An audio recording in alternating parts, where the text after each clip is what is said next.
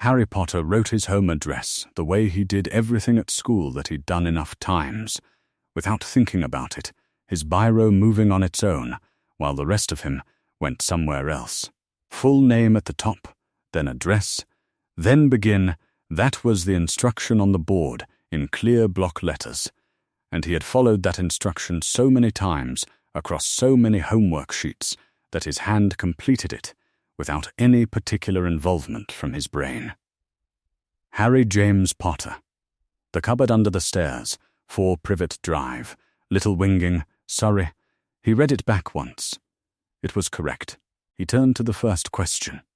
Around him, Year 6 at St. Gregory's scraped chairs and dropped pencils and whispered to each other in that sideways way they'd refined over 6 years, just quiet enough that it technically didn't constitute talking, just loud enough to serve its social purpose. Harry was not part of the social purpose. He had established that early, and completely. There was the group, there was Dudley Dursley, and there was the space between them where Harry fitted, which was not fitted so much as tolerated at a distance. Dudley was large and blonde and occupied by whatever occupied him that morning, which appeared to be the back of Marcus Belby's head. Harry kept his eyes on his own page. He was 10 years old, and he had a system. The system was this: do the work carefully, check the answers without appearing to, don't be conspicuously right or conspicuously wrong, don't look at Dudley while Dudley was in a certain mood, and eat lunch in the spot near the fence that the older boys didn't use anymore. The system had gaps in it. All systems did, but it was functional. Harry valued functional. He worked through the questions steadily, his biro moving in its small, careful way. The classroom had the particular September sound of it, chalk and open windows and the rustling of paper, someone's shoe squeaking against the floor every time they shifted in their chair. He didn't look up when Dudley threw a folded square of paper at Marcus's ear and Marcus threw it back. He didn't look up when their laughter had to be swallowed into their sleeves because the teacher looked over. He kept his eyes on his own page, and the lesson continued, and eventually it ended. At the end of the period, the teacher asked them to bring their sheets to her desk. Harry's was in the stack by the time she reached it third from the left, somewhere in the middle. His name and address at the top in his careful, slightly listing handwriting. He was back at his desk, getting his bag together the slow way he'd learned to get his bag together, which meant Dudley and his friends had usually cleared the corridor by the time he reached it. He saw her pause in his peripheral vision. He always watched rooms from the edges. She had his sheet. She was looking at it the way someone looked at a word they hadn't expected to encounter in a familiar piece of text, working it out, turning it over. She looked up from it, found Harry across the thinning classroom, and said his name in a tone that was not the tone that preceded consequences. Harry had several names for the tones teachers used, and this was not one of the ones that mattered in the way that mattered. He walked to her desk. Around them, the class was still in the process of leaving bags being zipped, chairs being pushed back, the trailing conversation of people who had stopped worrying about the homework. Dudley had already gone. Harry registered this without looking up. "I have a question about your address," she said. "Not sorry to bother you, not we need to have a word, just a question, the tone of someone who had found a probable spelling error and wanted to confirm it before marking." "Of course," Harry said. She pointed to the line. He looked at it with her. His own handwriting, familiar as his own face. "What is the cupboard under the stairs?" she asked. "Is that a room? Is that what it's called?" Harry looked at his handwriting. He had the very brief, strange sensation that words made sometimes if you looked at them too long, the way they could stop meaning anything and become just shapes, just marks. Cupboard. He knew what a cupboard was. He had slept in one for as long as he could remember sleeping anywhere. "It's my room," he said. He said it the way he would have said the kitchen is through the hall, or the bathroom is at the top of the stairs a fact, stated plainly, because it was plainly a fact. Under the stairs. There's a door, and my cot's in there, and my things. That's where I sleep. He was watching her face as he said it. He had been watching people's faces his whole life, always from the corner of his vision, looking for the advance signal, the small precursor that came before the larger thing. He was very practiced at it. He knew all the varieties. Her face did something he couldn't find in his catalogue. "Thank you, Harry," she said. She set his sheet back in the pile and picked up her pen. He went back to his desk and sat down. The classroom was almost empty now. One girl near the back was still pulling on her coat, murmuring something to the girl next to her. Someone's bag had caught on a chair, and they laughed at themselves and freed it and left. The door swung and swung again in the drought from the corridor, letting in noise and then letting it back out. Harry sat at his desk and looked at the stack of homework on the teacher's desk, at his sheet somewhere in the pile, at the line of his own handwriting that he'd written so many times his hand did it without consulting him. He did not know what to do with the fact that someone had finally read it. He picked up his bag. He walked out through the door that the last of the others had already gone through, into the corridor, into the ordinary noise of the school, and went to the next lesson. He thought about it for a few minutes while he was walking, and then he stopped thinking about it, because there was nothing in particular to think. She had asked a question, he had answered it, and that was all that had happened. The walk home that afternoon was 8 minutes. He took the direct route. It was Wednesday, so there was no particular reason for the long way. Postbox, the corner with the broken gate, the tree that the lightning had struck 2 summers ago and that still wore the split in its trunk like a seam that had never been properly closed. His feet knew the route so well that his mind was mostly elsewhere, cataloguing the day, sorting it into the parts that needed attention and the parts that didn't. He sorted the homework question into the parts that didn't. He had answered it accurately. He was always accurate. It was one of the things about him that had no particular cost. The address was the address. He had slept in the cupboard under the stairs at 4 Privet Drive for as long as he could remember, and before that for as long as he couldn't, which was quite a long time when you thought about it. He didn't tend to think about it.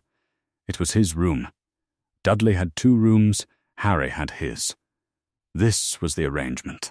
He had never been told it was unusual, because no one had ever thought to tell him anything about it at all, and the things you aren't told don't tend to present themselves as gaps, they just present as the way things are. He rang the bell at 4 Privet Drive and waited. His aunt opened the door with the expression she used when she had been hoping, on some level, that he wouldn't come back. "Wipe your shoes," she said. He wiped them and went inside. The door closed. The afternoon went on in the ordinary way of afternoons, and then the evening did the same, and then it was late, and he went to the cupboard and closed the door and lay down in the dark. He lay there for a while, listening to the house settle around him. Through the door, he could hear the muffled sound of the television, then the sound of it being turned off, then footsteps on the stairs, then nothing. After the nothing had gone on long enough, Harry closed his eyes. The teacher's face was there, when he closed them, the one she had made when he said, "It's where I sleep," the one he couldn't find in any of his existing categories. He went over it one more time, the way he went over homework answers when he wasn't quite satisfied with them. He couldn't find the thing that was wrong with what he'd said. He'd told the truth. He'd answered the question. He didn't understand what her face had been doing, but he thought that probably it didn't matter. Probably she had simply never heard of a room like that before. Probably she would mark his sheet and return it on Thursday, and that would be all. He fell asleep, deciding that was all. The street was orderly, as it always was. That was the thing about Privet Drive that Harry had noticed eventually, the way it was always the same. The same houses, with the same gardens, the same net curtains in the same configurations against the same windows. He had walked this street 6 years of school days, and could have described it from memory in the dark, which he sometimes did while walking it, which helped the time pass. His glasses slipped as he turned the corner, and he pushed them back with his knuckle. Without breaking stride, they always slipped, the tape holding the left arm on having long since lost its adhesion. But a new pair was the sort of thing that had not yet come up. He was wearing Dudley's old jumper, which had fitted Dudley the way large things fit people built for large things, and which fitted Harry the way a large thing fits a tent pole. He turned into the front walk of number 4 and noted, without stopping, that the garden was trim, the path swept, the windows clean. From outside, number 4 looked exactly like the houses on either side of it, which was entirely deliberate, which was the whole point of number 4, though Harry had only very recently arrived at the word for it. The point was that nothing about this house should suggest that anything was wrong. He knew this the way he knew the route, not from being told, but from having watched over time what happened when something did suggest otherwise.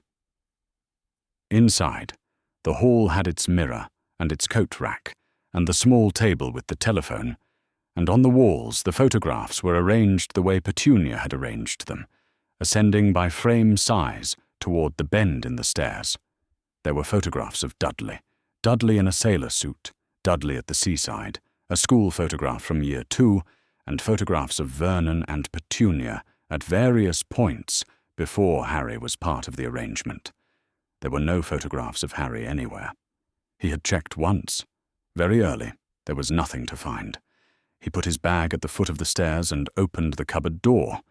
The cupboard under the stairs at number 4 was not large. If Harry lay diagonally, he could stretch out fully with a few inches to spare above his head. Standing required bending, unless he stood at the tall end, near the door, where the stairs above hadn't yet started their descent. The ceiling followed the pitch of the staircase, slanting from almost tolerable at the door to a close angle at the far end where the pipes ran, and where he kept the things he didn't often need. The walls smelled of old wood and cold plaster, and something faintly sweet he had never found the source of, and had stopped trying to find. His cot was against the left wall. The mattress had a lump on the right side that he'd mapped precisely and learned to avoid. His blanket was folded at the end in the way it had been folded every morning for as long as he could remember, which was automatic now, a thing that happened without decision, like breathing or pushing his glasses back up. His belongings were in a cardboard box pushed under the frame. A few things he'd collected over the years, nothing remarkable. The total of what he owned being small enough to fit in a box that had once held tins of soup. His school bag stayed out by the stairs, because bringing it into the cupboard made the space too small to move in. There was a spider in the far corner, in the spot between the left wall and the pipe. There was always a spider there. He had decided years ago that it was the same one, which was probably not true, but which made the cupboard feel less like a place where nothing stayed. He sat on the cot and looked at the spider for a moment, and heard Petunia pass in the hall. She did not stop, but her pace changed as she came level with the door. A small, barely there hesitation, the kind you would miss if you weren't listening for it, which Harry always was. She went on toward the kitchen. He heard the sound of the tap running. He had noticed her face when he came in, for the half-second it had been available before she turned away. It had done something he couldn't quite name. Not the expression she used when he'd done something wrong, which he knew well, and not the expression she used for ordinary days, which he also knew well. It was tighter than usual, like a thing held closed that was pressing at its edges. He had learned very early that questions were not welcome in this house, and specifically that questions about the things adults held in were the least welcome of all. The arrangement was that certain things simply were, and you did not ask them to explain themselves, and in return, they did not ask you to explain yourself, and everyone continued. Harry understood the arrangement. He abided by it. He thought about the teacher's face instead, which was where his mind kept going. Dinner was at 6:30. Vernon arrived home at 20 past. Harry heard the car, then the door, then the ritual of hanging up the coat and the briefcase going down with its particular thud, and Petunia had a precise idea of what acceptable timing looked like, so the sequence was reliable. Harry ate in the kitchen first, standing, the way the arrangement had arrived at over the years without anyone making a decision about it, and then sat at the table while the Dursleys had their dinner. His plate was smaller than Dudley's plate, and had less on it than Dudley's plate, and Dudley's plate was already a committed enterprise. Harry ate what he had, and kept his eyes mostly down. Vernon was at the head of the table, describing a problem at Grunnings, involving a supplier and a delivery of drill components, defective or possibly misrepresented, the account moving between both possibilities with equal conviction. Nobody at Grunnings understood standards. That was the conclusion, stated twice, the second time with more volume, in case anyone had missed it the first. The table received this with appropriate agreement, and Harry ate. Nobody spoke to him. This was also the way of things, and Harry had long since stopped having a particular feeling about it. He had had feelings about it when he was younger, a specific kind of feeling that he could remember the shape of without being able to name it now. But they had gone somewhere over time, leaving something much flatter and more useful. He ate what he was given and thought about the teacher and the question, and about the fact that he had been thinking about it all day without getting anywhere. What is a cupboard? He had answered correctly. The cupboard was his room. That was the truth, stated plainly, and he couldn't find anything wrong with the answer. Couldn't find the thing that had made her face do what it had done. He had the same information tonight that he'd had this morning. He had turned it over in every direction he could find. It was still the same information. He cleared his plate when it was time and washed up after, and then the evening went on in the way that evenings went until it was late enough to go to the cupboard and close the door. He lay down on the cot. The blanket was thin but adequate. He had a word for adequate now, from school, and he applied it to things precisely. He folded his arms and looked up at the underside of the stairs, which was what there was to look at. The rough planking, a nail head, a dark line where two boards had separated slightly and never been repaired. He knew this ceiling the way he knew the route home. He knew every nail. The light in the hall went off. The band of it that had been lying across the floor of the cupboard from under the door disappeared, and the dark went all the way to the walls. He heard, some minutes later, the heavy footsteps of Vernon going upstairs, and the lighter sequence of Petunia after, and then a door, and then the house settled into its nighttime version of itself. The spider was in its corner. Harry couldn't see it, but he was sure of it, in the way you were sure of the things that were always where they had always been. He went over the teacher's question one more time, methodically, looking for the angle he'd missed. The address was the address. He had written it on every piece of homework since year 2, or maybe year 1, long enough that it had stopped being writing and had become something more like breathing, automatic, unremarkable. Nobody had asked. No teacher before this one had looked at the line and needed to know what it meant. He lay in the dark and waited for it to resolve into something he could understand and then forget. It didn't resolve.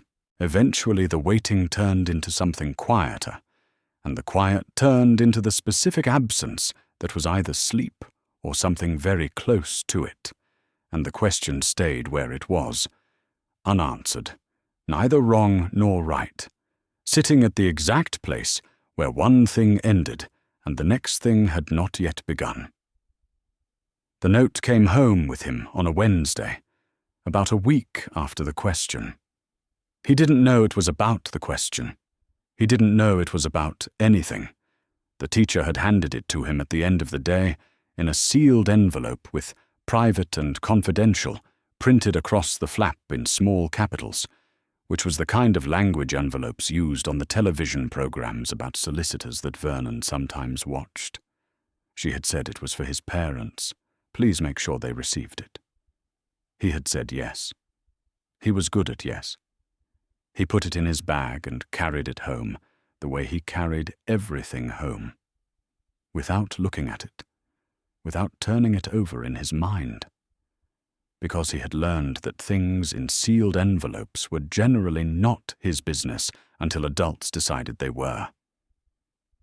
He handed it to Petunia at the front door. She took it, looked at the front, turned it over to read the back. Her face went very still for a moment, not the stillness of calm, but the other kind, the controlled kind.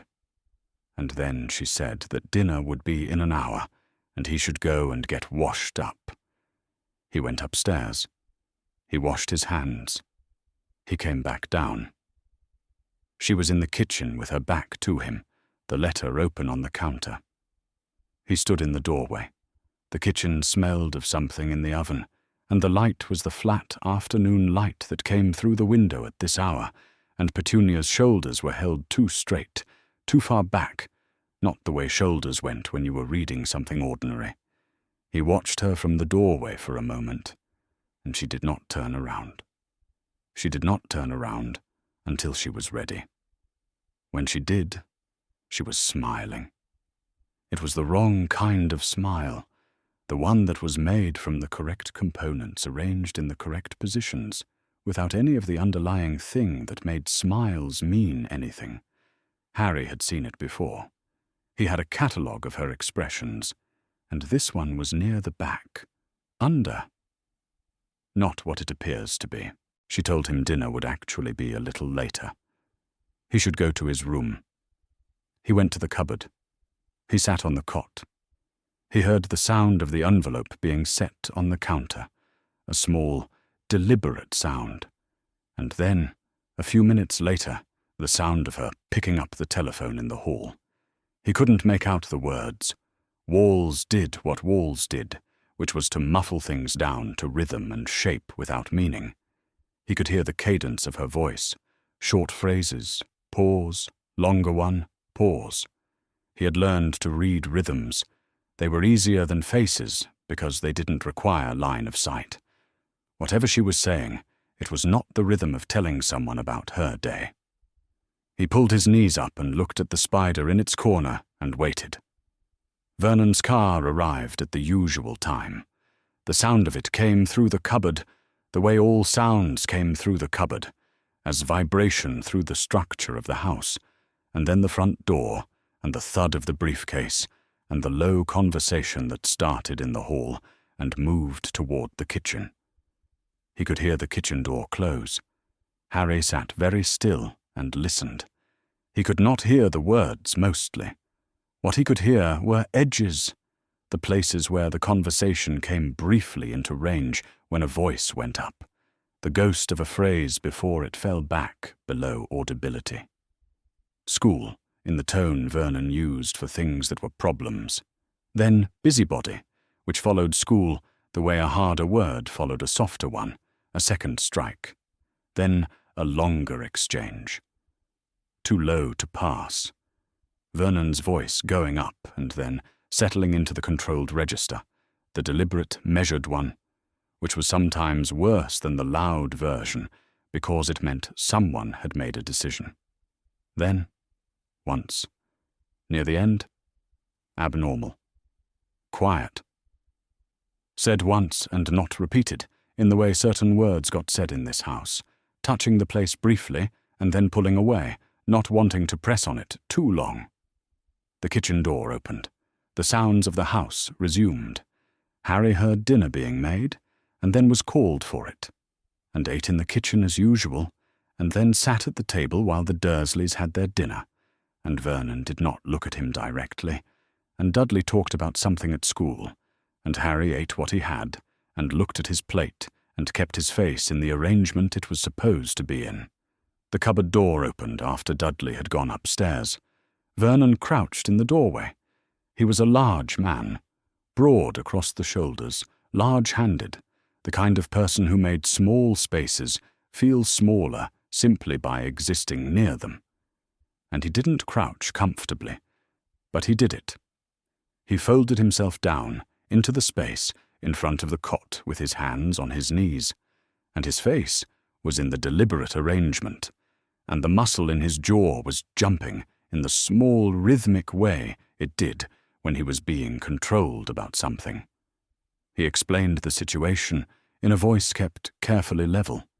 There were people at the school, well-meaning people, Vernon said, the words carrying the precise amount of charitable tolerance that he apparently felt was required, who had received a wrong impression about the layout of the house.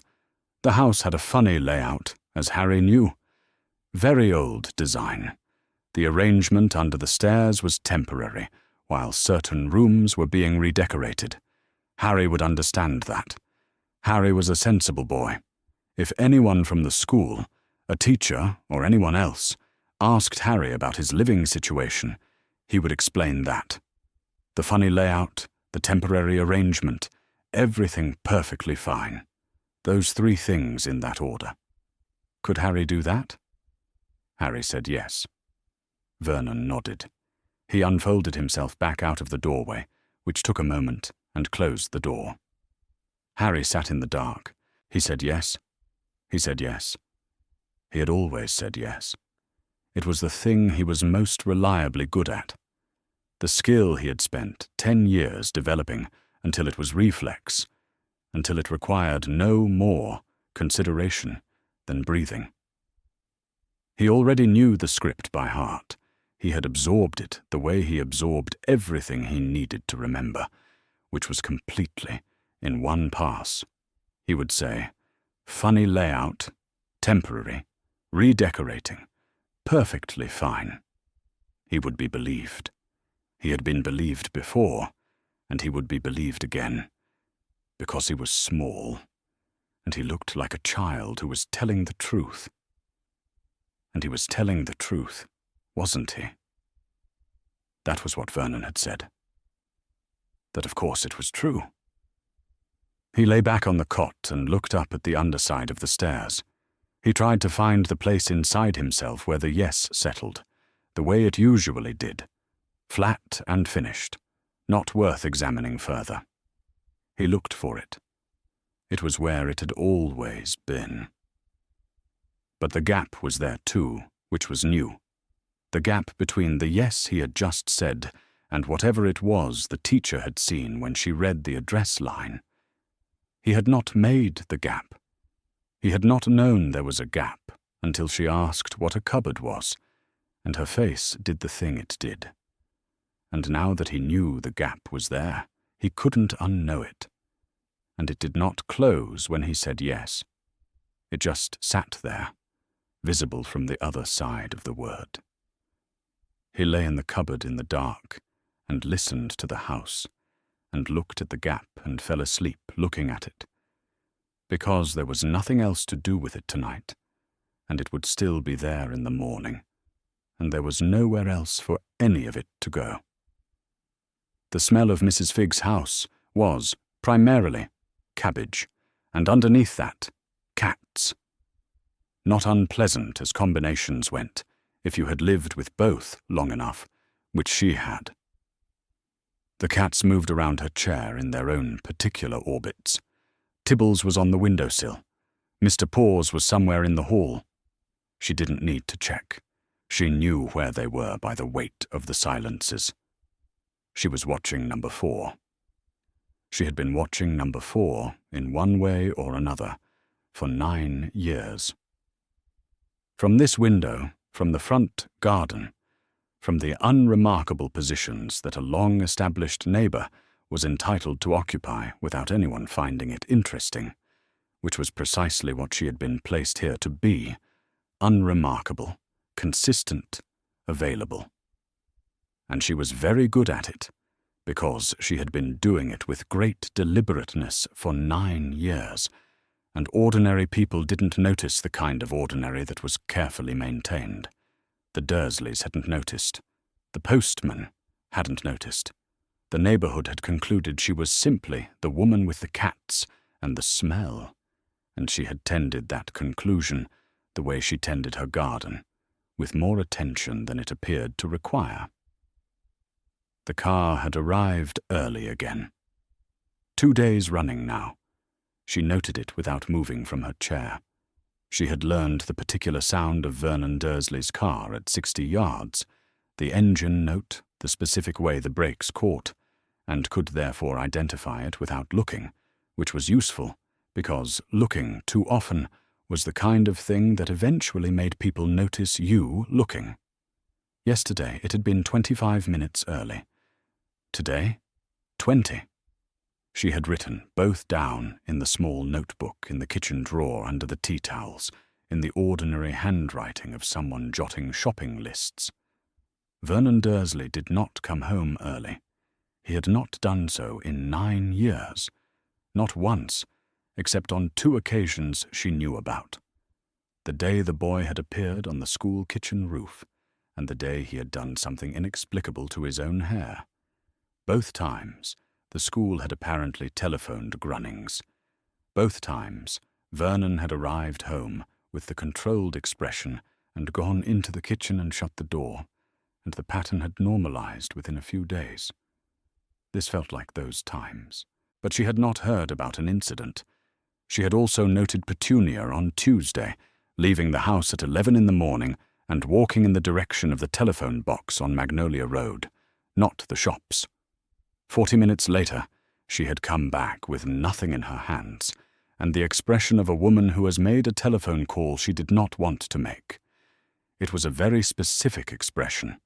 Mrs. Figg knew it because she had worn it herself on more than one occasion, and the curtains at number 4 were wrong, not noticeably wrong to someone passing, but she had watched those windows for 9 years and knew their configurations. Someone had adjusted them from the inside, quickly, not in the careful Petunia way. Something had happened at number 4. She did not know what, but she knew what it looked like when the Dursleys had been unsettled, and this was what it looked like. She could not simply go over and ask. She could not ring the bell, could not position herself on the pavement and strike up a conversation, because in 9 years she had learned that the Dursleys did not have casual conversations with neighbors, and any push in that direction would make them look at her more carefully. She was invisible to them at present. She intended to remain invisible. She went to the kitchen table and took out her writing paper. The system was simple, which was the requirement, because elaborate things attracted attention, and she could not afford attention. She wrote in the style of someone corresponding with a distant acquaintance about local matters of mild interest, using phrases that carried more than their surface meaning, which she had developed over 9 years with the person who had placed her here.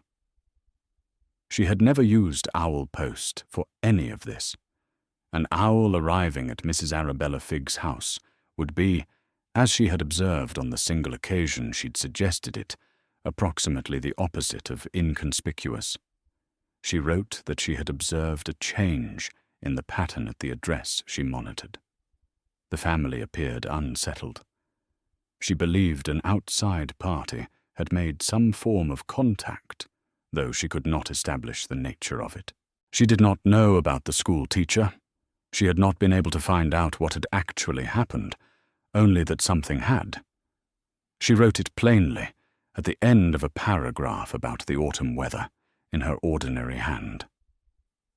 Something has changed at number 4. She does not know what. She set the pen down when she was finished, Tibbles dropped from the windowsill to the floor with a small, decisive sound, and came to sit against her foot. Mrs. Figg looked at the letter and thought about the boy. He had been here not 3 weeks ago.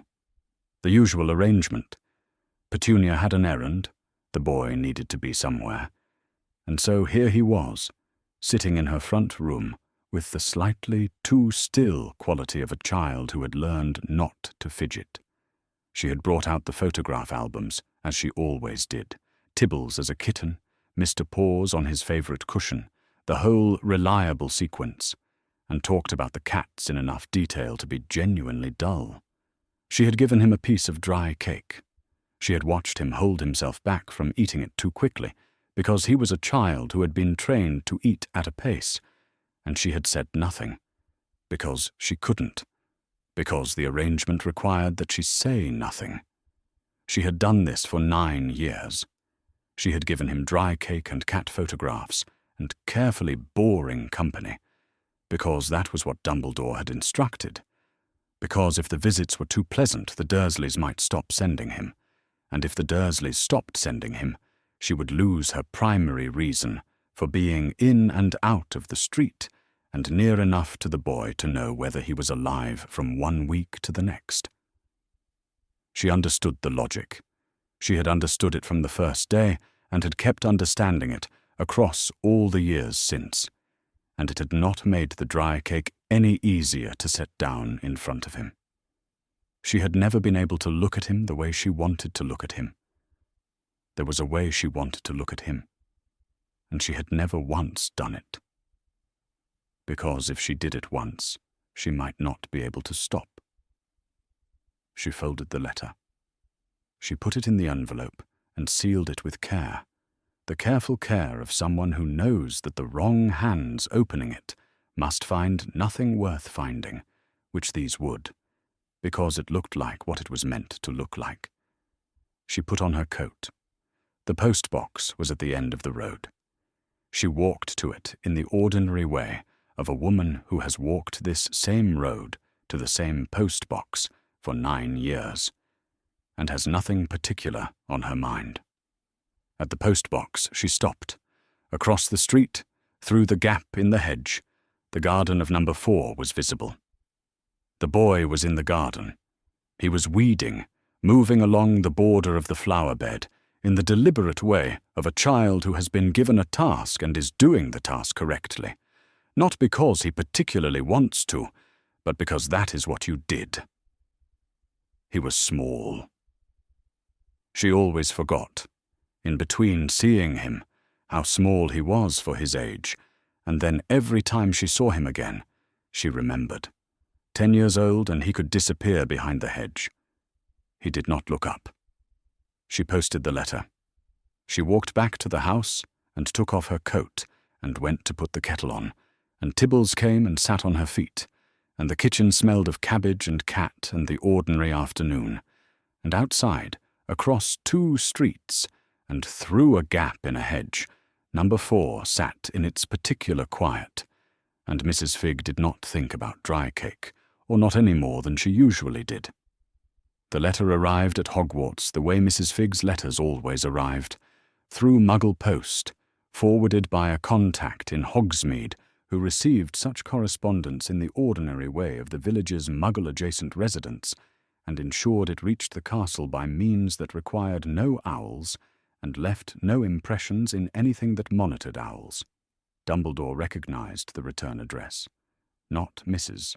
Figg's, but the post office box in Reading that served as the first step of the forwarding route, and set it on the desk and broke the seal.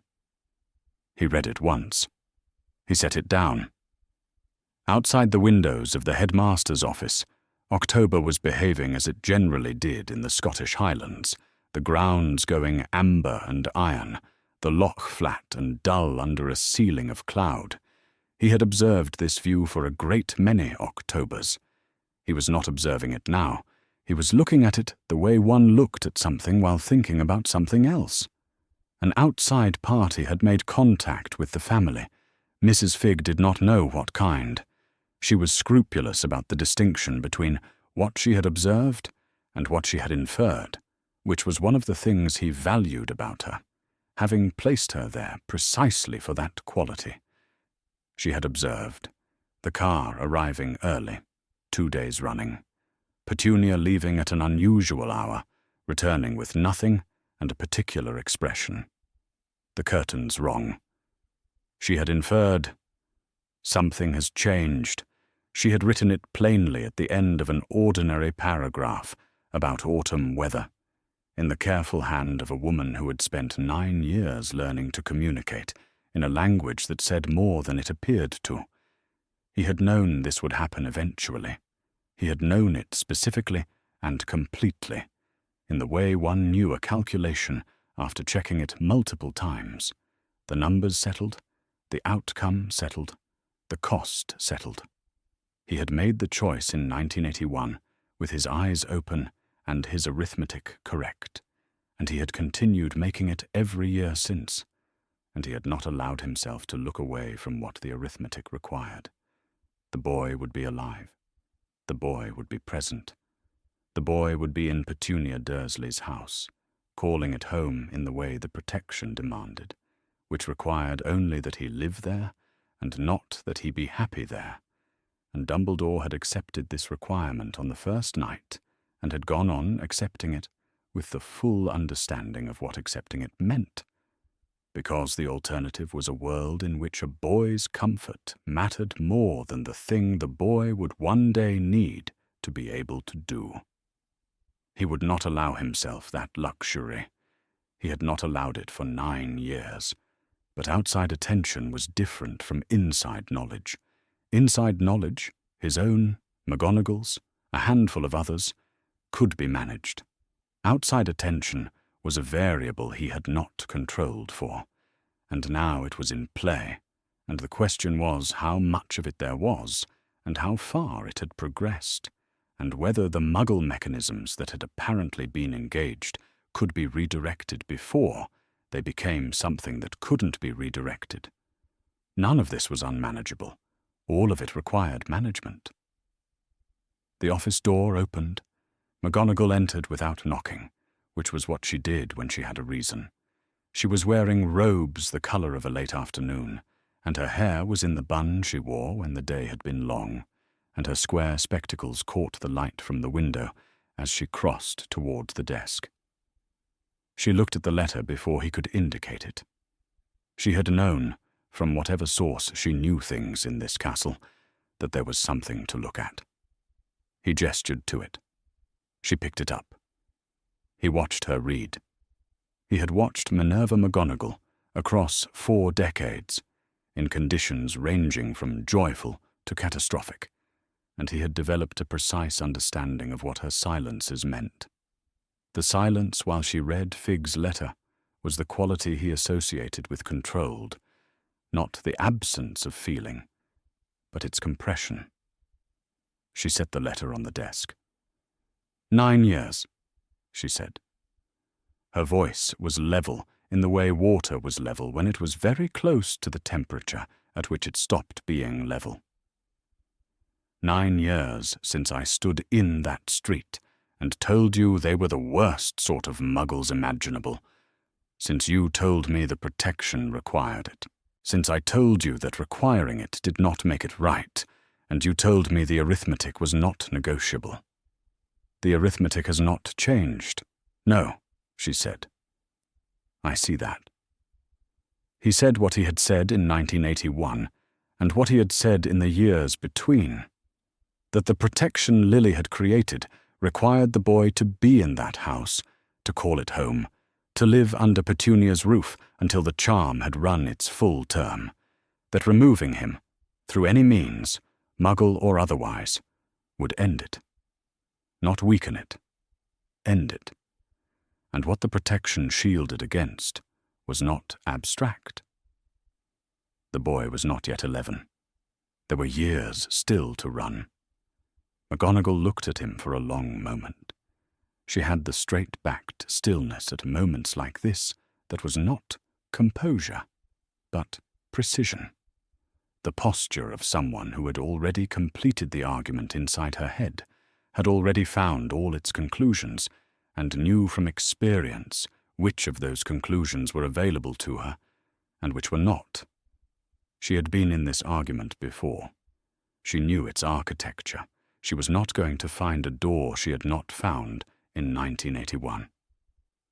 "What do you intend to do?" she said. "Not a question." "Quite." "Engage the channels we have in place," Dumbledore said.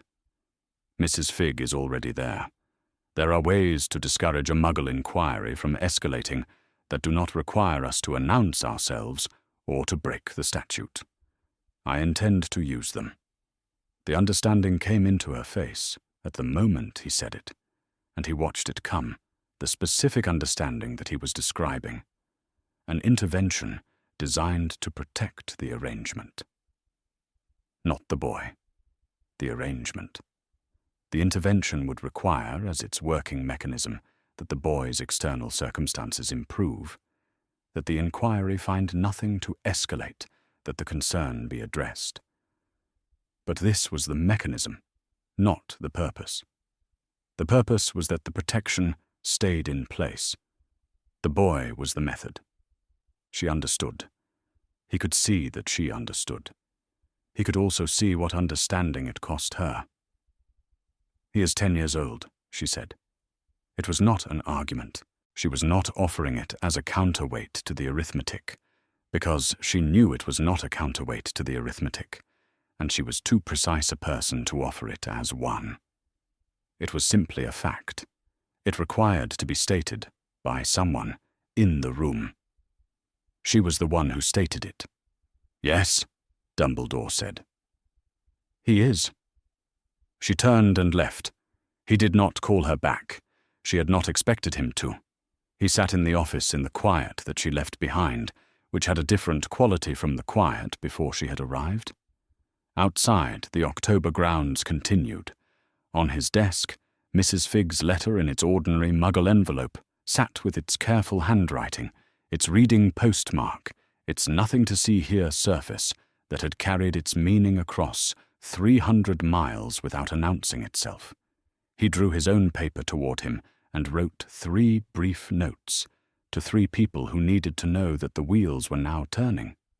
One of them was downstairs in the dungeons, a man of 30 who had his own reasons for keeping track of anything that touched on the welfare of Lily Potter's son, reasons he would not have named, which Dumbledore would not have asked him to name, which sat between them as one of the several things that were never said and never needed to be. The note did not say much. It did not need to. He folded the letters and sealed them and set them in the tray, and the castle would see to the rest. It generally did. On the morning of the visit, Petunia polished the window-sills. They were already clean. They were always clean, because Petunia held cleanliness to a standard that most people would have described as excessive, and she would have described as minimum, and so the window-sills had been clean before she started polishing them, and were clean again after. And in between, she moved through the house with the cloth in a series of circles, starting in the kitchen, working through the front room and the hallway, returning to the kitchen to begin again. Harry, standing in the doorway of the cupboard, waiting to be told what to do, watched the second pass and said nothing. Vernon was in the living room. Harry could hear him through the wall. Not the words, but the rhythm, the measured, deliberate pace of a man running through sentences, checking them for soundness. The performed version of Vernon's voice was quite different from the ordinary version. It was smoother. It had fewer edges. Harry had been up since 6 o'clock at Petunia's specific instruction, issued the previous evening in the tone she used for things that were not open to discussion. He was wearing a shirt he had never seen before, blue, plain, new or newish, purchased for some purpose other than fitting him, since it was too long in the arms and too wide across the chest, though it did not obviously belong to anyone else. This was unusual enough that Harry had looked at it for a moment before putting it on. He had rolled the sleeves. At 9:30, Vernon gathered Harry in the living room and ran through the script again, which was the same script as the one he had been given in the cupboard after the note arrived, adjusted for 2 additional weeks of refinement. The arrangement was temporary. The rooms were being redecorated. Everything was perfectly fine. Harry said yes, yes, yes in the correct places. Vernon looked at him in the measuring way for a moment, and then seemed satisfied, which was the outcome Harry had been aiming for. He was told to sit in the chair by the window, the good chair, the one with the reading lamp beside it, that was not a reading lamp Harry had ever been invited to read by. He sat in it and put his hands in his lap and waited. The social worker arrived at 10:30.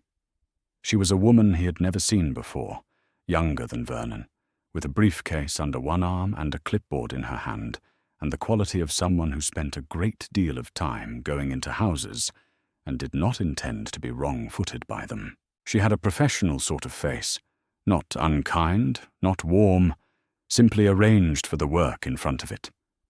She stepped over the threshold, and Vernon was immediately there, expansive, large and gesturing, offering tea. He was the version of himself he deployed for people he needed something from, which was a different engine under the same chassis, the same large person, the moustache, the broad jaw, but reconfigured toward jovial, toward sociable, toward a man who found his house a pleasure to show people. The smile reached his eyes, or seemed to, which Harry had understood by now, was a skill like any other skill.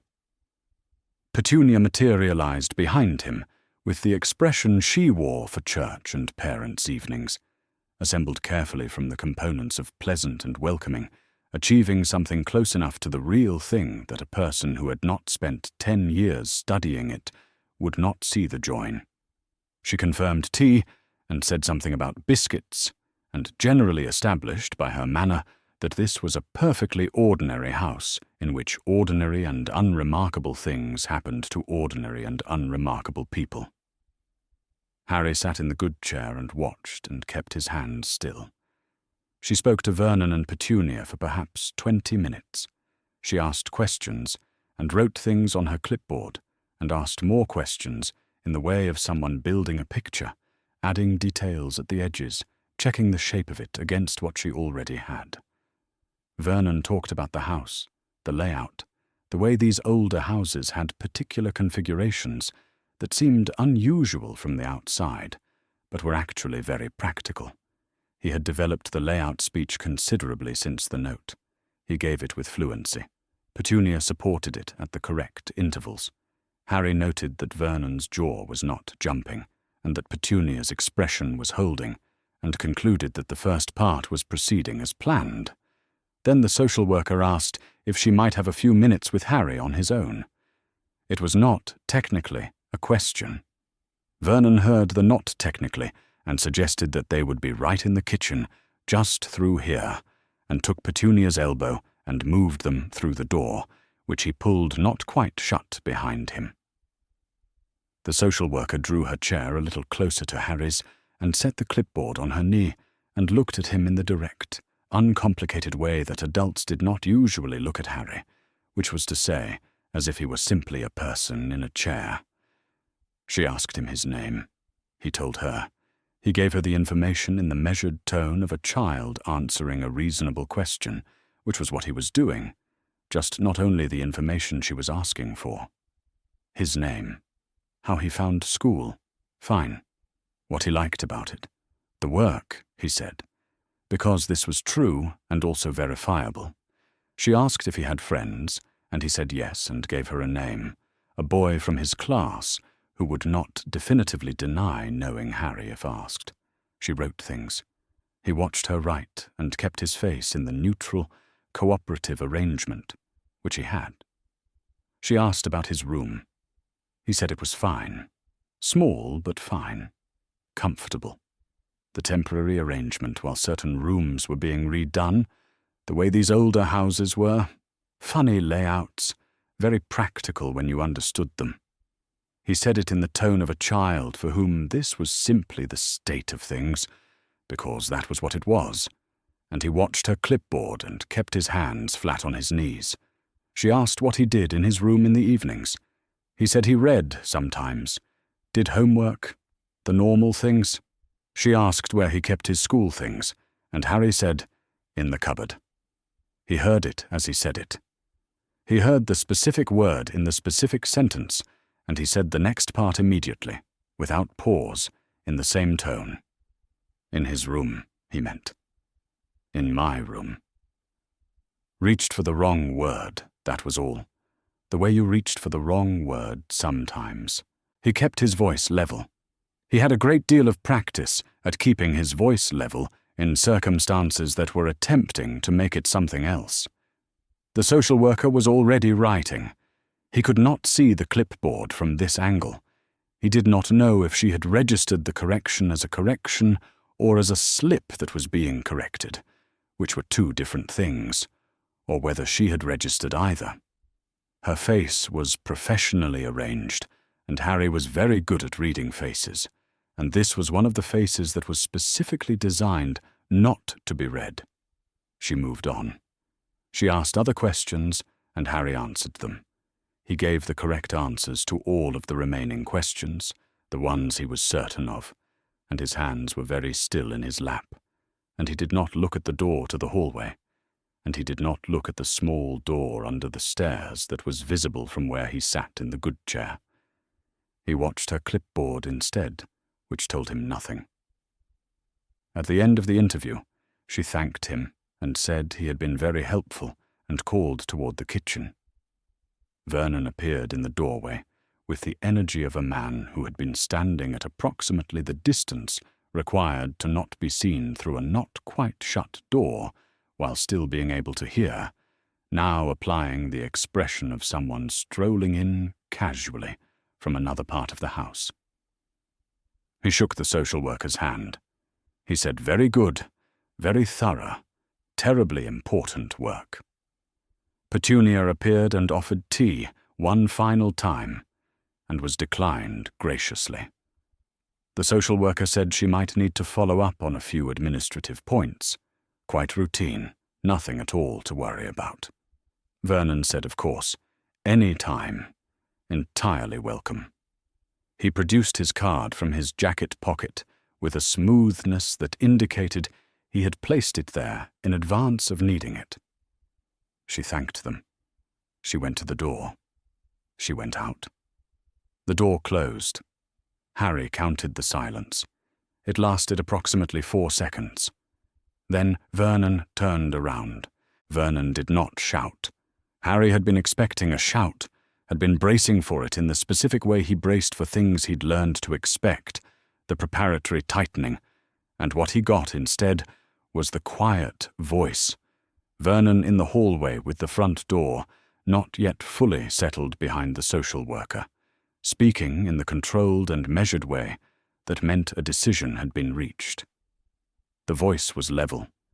It was clear on the subject of what happened to children who said the wrong things in front of people who had no business knowing anything about this family, who had been told exactly what to say and had said something else, who would understand, wouldn't they?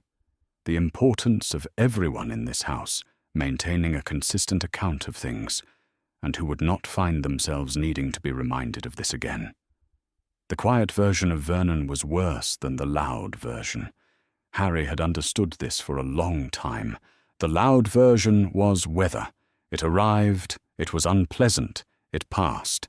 The quiet version was architecture. It stayed where it was put. He went to the cupboard. He closed the door. The spider was in its corner. He had not checked, but he knew it was there, the way you knew certain things about a familiar space from long enough acquaintance with it. Not from looking, but from some accumulated certainty built up over time, layer by layer, until knowing was the same as breathing. He lay on the cot. He looked up at the underside of the stairs and let the quiet of the house settle over him, which took a few minutes, and then he was alone with what had happened. 2 adults had now asked about the cupboard. He went through it carefully, the way he went through things he needed to understand, because he had found, over time, that if you went through something carefully enough, the shape of it became clearer, even if it never became fully clear. The teacher, in September, at the end of the lesson, she had looked at the homework sheet and asked what a cupboard under the stairs was. The social worker this afternoon, in the living room, she had asked where he kept his school things. They were not the same question. He was sure of that. He had examined them enough times to be sure that the questions themselves were different. But they were in the same territory. Both of them had looked at the address, or at some version of where he lived, and found it worth asking about. Both of them had looked at him like he was something that merited a question rather than a fact that could simply be filed away. He did not know what to call that. He had a reasonably comprehensive vocabulary for most of the things that happened to him.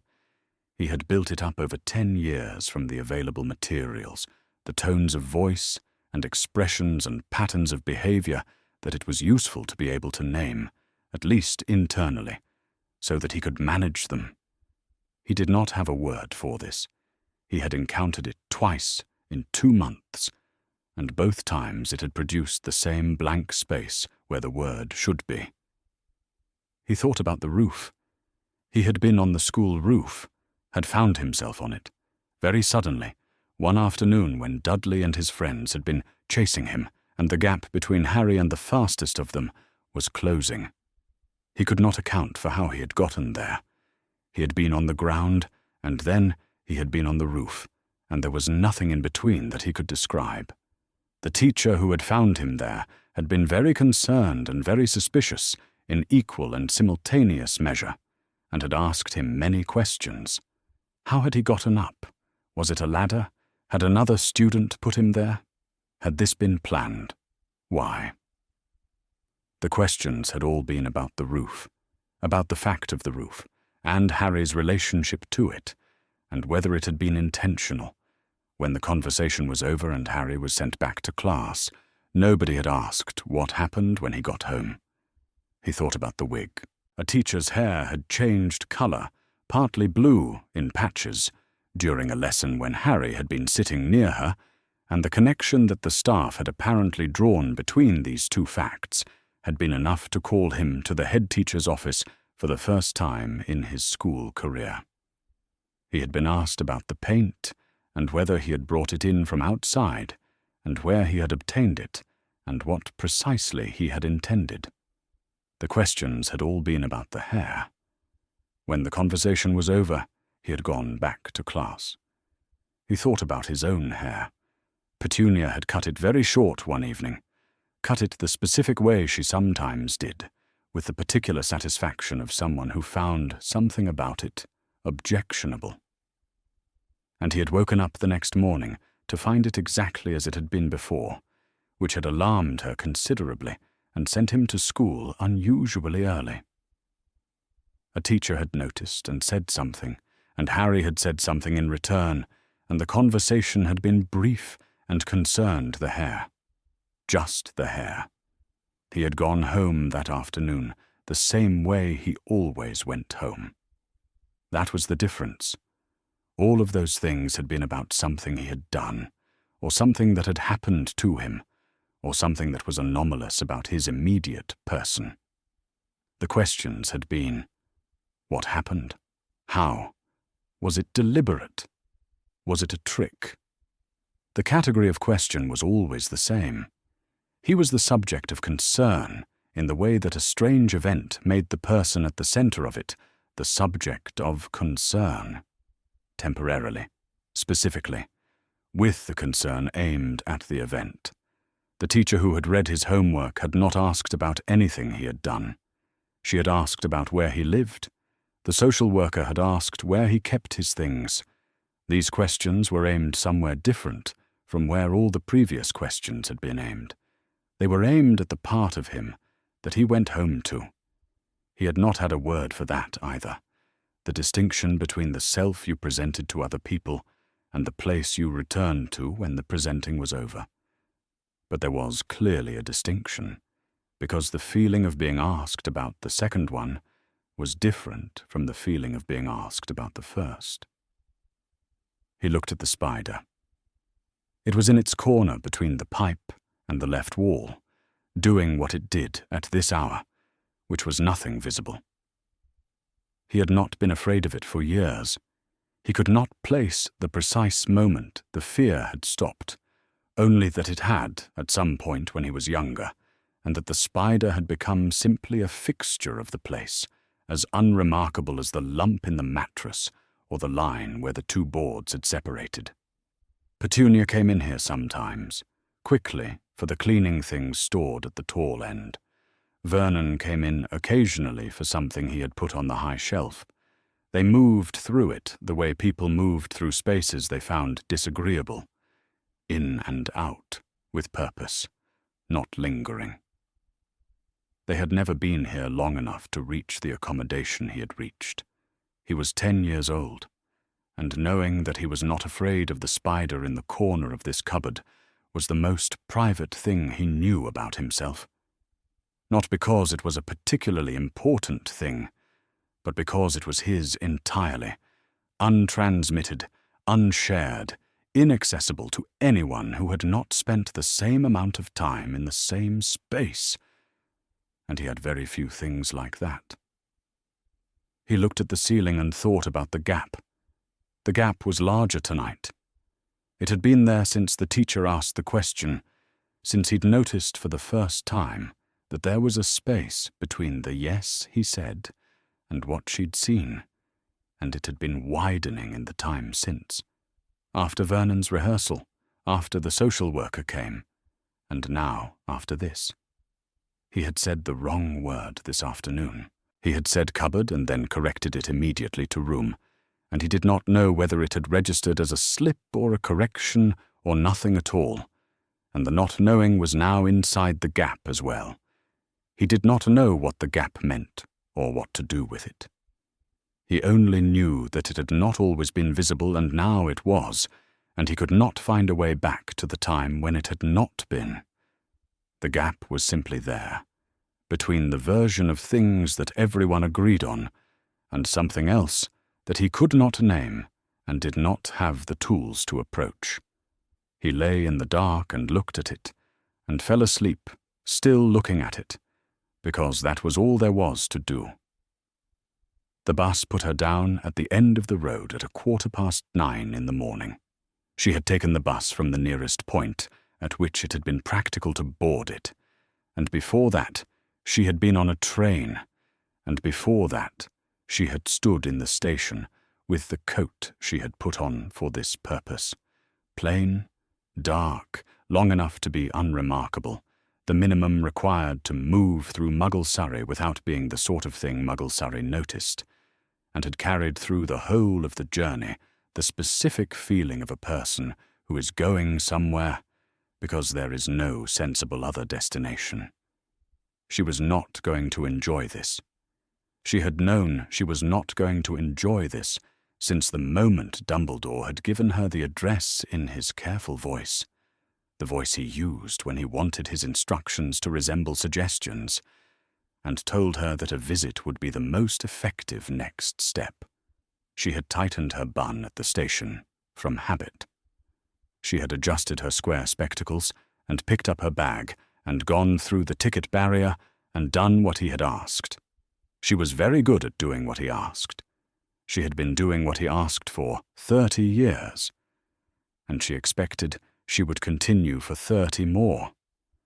And this was the thing she didn't think about on the train, and didn't think about now. She walked down the road.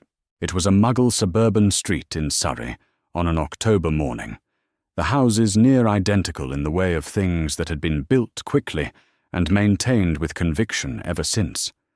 The front garden small and tended, the pavement clean enough that you noticed its cleanliness, which was a particular Surrey quality. She had noticed it in 1981. She had sat on this pavement, on the garden wall across the street, to be precise, in a form that made sitting on garden walls unremarkable, for the better part of a day, watching. She had been cold. It had been November, early morning, and she had been cold before Dumbledore arrived, and cold again after. And she had made herself stay because she had needed to see for herself what the boy was going to. She had seen. She stopped at the gate of number 4. The house looked back at her with the settled authority of a house that had always been this house and intended to continue being it. The front garden was as exactly maintained as its neighbors. The curtains were closed. The car in the drive was large and newer than necessary. She stood at the gate for a moment without opening it, looking at the front of the house, and she let herself acknowledge, because she was not a woman who found self-deception useful, that she had spent 9 years not looking at this address on a map, and that the distance between not looking and this gate was now closed, and there was nothing to do but continue. She opened the gate and walked up the front path and knocked.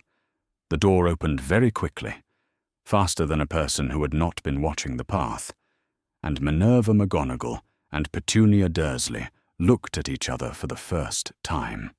Petunia Dursley was a thin woman with a long neck and a face set in the particular expression of someone who had been managing their situation for so long that management had become the default setting. Her eyes were sharp and her composure was intact, which meant she was either very good at composure or she had been expecting this specific kind of knock for some time. It was, McGonagall suspected, both. She had not recognized McGonagall by name. She would not know the name. But she had recognized the kind of thing McGonagall was. Not the specific what. She would not know the details. But she knew the category, the quality, the class of visitor this was, and she had known it the moment the door opened, in the same way she had presumably known it in 1981 when a baby appeared on her doorstep with a letter. The knowledge was sitting very precisely behind her eyes, and she was not going to let it onto her face. McGonagall said she was sorry to disturb her. She wondered if she might come in for a few minutes. Petunia stood back from the door. The kitchen was clean in the exact, effortful way of someone who had made cleanliness into a position rather than a habit. The table was wiped. The surfaces were wiped. There were 2 cups on the counter that had apparently been set out at the beginning of an intention to be hospitable and abandoned before completion. McGonagall sat at the table. Petunia sat across from her and folded her hands and waited in the manner of a woman who had decided to be very still until she understood what was required of her. McGonagall set her bag on the floor, placed her hands flat on the table, and said what she had come to say. She used the word interests. She used it deliberately, because it was the word that would carry the necessary weight without requiring anything on either side of this table to be named in the language of this kitchen. She represented certain interests, she said. Those interests had long-standing involvement with this address. The involvement was tied to a specific arrangement, one that had been in place since 1981, which they both understood. The arrangement required this household to remain intact and undisturbed. She was aware that a process had recently been initiated through official channels, through the local authority, through external parties, that posed some risk to that stability. The interests she represented required that process to be resolved without escalating further. If escalation occurred, if the outcome of the process was the removal of the boy from this address, the consequences of that would extend well beyond what any Muggle authority had in its scope. She was not making a threat. She was simply making the situation clear, because clarity served everyone at this table. She spoke for approximately 6 minutes. Petunia didn't interrupt. She didn't ask questions. She looked at the table for most of it, and once at the window, and once directly at McGonagall, but she did not flinch, and she did not perform. She was a woman who had been holding a set of facts inside her for 9 years. and she knew the difference between the facts and the version of events she offered other people, and she did not attempt to offer McGonagall the version. She listened with the focused attention of someone calculating costs. When McGonagall finished, Petunia said that she understood. McGonagall nodded. She reached for her bag. She had said what she had been sent to say. There was nothing in Dumbledore's instructions that required anything beyond this. She paused. She had not intended to pause. She had said what she had come to say. And the practical thing, the correct thing, the thing Dumbledore had sent her here to do, was to pick up her bag and stand up and go. She had known this on the train, and on the bus, and on the pavement outside the gate. She had kept the visit organized in her mind as a practical problem with a specific action and a specific outcome, because that was the only way she had found it possible to think about it cleanly. The practical problem was now resolved. The action had been taken. The outcome was in Petunia Dursley's hands, and she understood the arithmetic, and it would resolve itself. She said, "The boy is 10 years old." She did not say anything else. It was not an argument. She was not positioning it as a counterweight to any calculation or as leverage toward any outcome that Dumbledore had not already secured through other means. It was simply a fact, the fact she had been carrying since November 1981 and had never been given an appropriate place to set down, and this was the only appropriate place there was ever going to be. She had stated it now, in this kitchen, to the person who most needed to hear it, stated by someone who had no incentive to soften it into something more manageable. Petunia looked at the window. McGonagall picked up her bag and stood. She thanked Petunia for her time. Petunia stood and walked to the front door and opened it, and McGonagall went through it, and the door closed behind her. She stood on the front step. The street was unchanged, the chrysanthemums, the clean pavement, the car in the drive, the same October grey over the rooftops that had been here in November 1981, and evidently did not lift in between. She looked at the front of the house for a moment. The curtains were still closed, no movement at the window. From outside, the house was perfectly intact, exactly as it presented itself to everyone who passed it, without any indication of what had happened in the kitchen. Harry Potter was not in the house. He was at school. She knew this. She had confirmed it before planning the visit. At St. Gregory's primary school down the road, sitting in a class, doing what 10-year-old children did on a weekday morning, without any knowledge of any of this. He would go home this afternoon. He would find whatever Petunia Dursley had decided to do, or had decided not to do. That was not in McGonagall's hands now. It had, when she was honest with herself, never been in her hands. It had been in Dumbledore's hands in 1981, and it was in Petunia Dursley's hands this morning, and Harry Potter's hands in neither, which was the fact she had been unable to argue her way around in 1981, and was still unable to argue her way around now. She had said what she was sent to say. She had also said one additional thing, not from any instruction and not from any calculation she could have defended to Dumbledore if he had asked, and she did not know whether it would matter. She thought it would matter less than the 6 minutes that preceded it. She thought it should matter more. These were not the same thought, and she did not try to make them the same. She walked to the end of the road, and at the corner she stopped once and looked back at the house, the same house, the gate, the freshly painted front door, and then she turned and was gone. After the woman left, Petunia stood in the kitchen and looked at the 2 cups of tea.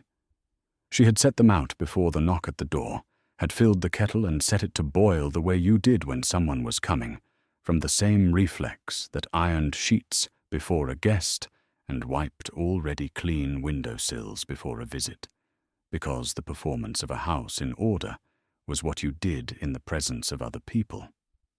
The woman who had come this morning had not been other people in the ordinary sense of the phrase. She had been a specific kind of visitor, and Petunia had not offered the tea, and the woman had not asked for it, and the 2 cups sat on the counter with the water gone cold, untouched. Petunia picked them up and poured them down the drain. She rinsed the cups. She put them away. Then she stood at the sink for a moment and looked out at the back garden, which was tidy and closed against the autumn, the borders mulched, and the lawn cut, and the vegetable patch put to bed in the way she did it every year at the same time, with the same thoroughness she applied to everything that could be controlled. The garden was in order. The house was in order. Everything that could be in order was in order, and a woman had still come into her kitchen this morning and said what she had said, in the voice that had made quite clear that this was not a conversation. Petunia had the option of concluding differently from how it had concluded. She understood. She had said that to the woman, and she had meant it. She did understand. She had understood since the night the child arrived with the letter, had understood, in one dimension, since the morning Lily came home from school at 11 years old with a letter of her own, and the news that changed everything that came after it. Petunia had been doing this understanding for a very long time. The shape of it had changed. The fact of it had not. She went upstairs. Not to Lily, not to anything as indulgent as that. She went to her bedroom and to the chest of drawers beside the window and to the bottom drawer, which held the things she did not look at regularly and did not discuss. The winter jumpers, the spare blankets, the folded fabric of her life that she did not bring out in ordinary weather. She moved the jumpers aside and found the envelope at the bottom. It was an ordinary envelope, in the sense that it could be held and carried and was made of paper, but it was not ordinary in the way that everything in this house had been designed to be ordinary since November 1981. She had read it. She had read it many times, not recently, not in the way of keeping it close, but enough times over enough years that the paper had gone soft along the fold lines, worn to a particular looseness that came only from handling. She did not open it. She sat on the edge of the bed with the envelope in her hands and looked at it and thought about the woman in the plain dark coat and the square spectacles and what the woman had said. Certain interests, an arrangement, the boy's continued presence at this address, the consequences if the process escalated. She had said it without unkindness, which was not the same as saying it gently. She had said it the way a person stated facts whose implications were self-evident, and expected the person across the table to understand those implications without requiring them to be spelled out. And Petunia had understood, because she had been understanding the same set of implications since 1981. In one form or another, the precise shape of them shifting but the core of them unchanged. There were things Petunia Dursley did not want to find out what happened when they went wrong. She pressed the rest of it down. She was practiced at pressing things down, at taking the feelings that arrived in inconvenient shapes and reducing them to something smaller and colder and more useful, which was the only way she had found to function inside a situation she had not chosen and could not leave. She pressed down the thing that was not quite grief and was not quite guilt and was specifically not tenderness. Because tenderness would mean looking at the child directly, and she had spent 10 years managing not to look at him directly for reasons she did not examine, and she was not going to examine them now. What she thought about instead was this. The woman had said that if the process escalated, if the Muggle officials removed the boy from this address, the consequences would extend beyond what any Muggle authority had in its scope. She did not know precisely what that meant. She had a general sense of what it meant from the letter, and from 9 years of living at the edge of a world she had been comprehensively excluded from, and had spent the better part of her life pretending was not real. She knew enough to know she did not want to find out. She knew enough to know that the arrangement was not something she had the option of breaking without something breaking in return. The woman who had sat at her kitchen table this morning was a message from the people who had sent the child in the first place, and the message was, "The arrangement holds, or you find out what happens when it doesn't." She put the envelope back under the jumpers. She smoothed the drawer closed. She stood and straightened the bedspread and went down the hall to Dudley's second room. It was full. It was always full, because Dudley had things the way Vernon had a car, in quantities that exceeded function, as evidence of a position, and the overflow from the primary bedroom lived in here. The toys displaced by newer ones, the sports equipment from sports he had announced, and then abandoned, the electronics superseded by better versions of themselves. It was a room the size of a bedroom occupied as a storage problem. She opened the door and looked at it. She began moving things. She did not think about the boy while she did it. She thought about the social worker and the clipboard, and the note that the school apparently sent, and the fact that a woman had come to her kitchen this morning. She thought about what happened if another social worker came, and another, and the process escalated in the way the woman had described. She moved the boxes to the landing, and the shelves to the corner, and the larger items to the hall cupboard, and she thought about the cupboard under the stairs being the reason this had started, the specific phrase on a homework sheet or wherever they had seen it, and how the cupboard having the boy in it was what had put a woman at her kitchen table, and that couldn't happen again. She did not think about the boy's face while she did it. She thought about outcomes, and she was methodical about the room, and when it was mostly cleared, she stopped and stood in the doorway and assessed what remained. She went downstairs. She opened the cupboard door under the stairs and looked. She had been in it before, brisk and purposeful for the things she kept on the back shelf, without looking at anything else. She looked now. The small cot against the wall. The shelf with the odds and ends no one had got round to getting rid of. The hook on the back of the door where he hung his school bag. The smell of it, which she identified only as the smell of an old house, and didn't examine further, because examining it further would require examining things she had decided not to examine. In the far corner, a spider was doing what spiders did in corners. She would deal with it separately. She took out the cot. She took out what was on the shelf. She unhooked the bag. The cupboard, emptied, was a cupboard. She stood in the doorway and looked at it, and it was a small dark space under the stairs with nothing in it, which was what a cupboard under the stairs was supposed to be. She shut the door. She went upstairs and made up the bed in the smallest bedroom. Clean sheets, a pillow, done thoroughly because she did things thoroughly or she did not do them. She pulled the window curtain straight. She looked at the room, and it was a bedroom now, and she went back downstairs. Harry came home at 3:30, in the way he always came home, quietly through the front door, setting the latch with 2 hands so it closed without noise. He had learned that. She had never told him to do it. He had simply learned it, the way he had learned a number of things she had never explicitly taught him, by reading the shape of the house and adjusting himself to fit. She was at the kitchen counter.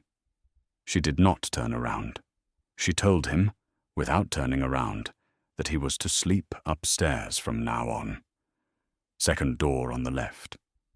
He did not say anything. She could hear him in the hallway, standing. She picked up the cloth and wiped the counter, which did not need wiping. She heard him go upstairs, his foot fall on each step, lighter than Dudley's, the sound of him on the landing, and then a pause, and then the sound of the door to the smallest bedroom opening. She heard all of this, and she did not go to look, and she did not let herself form a picture of what he looked like standing in that doorway, seeing the room for the first time, because that was not the thing she had done this afternoon, and it was not the thing she was going to do now. She had made a calculation. The calculation was correct. It would close the inquiry and satisfy the arrangement and remove the specific reason a woman had appeared at her door this morning, and it was done, and she would live inside the outcome of it. And that was what she did. She wrung out the cloth and hung it over the tap. Outside, the garden was still in order. Inside, the house was in order.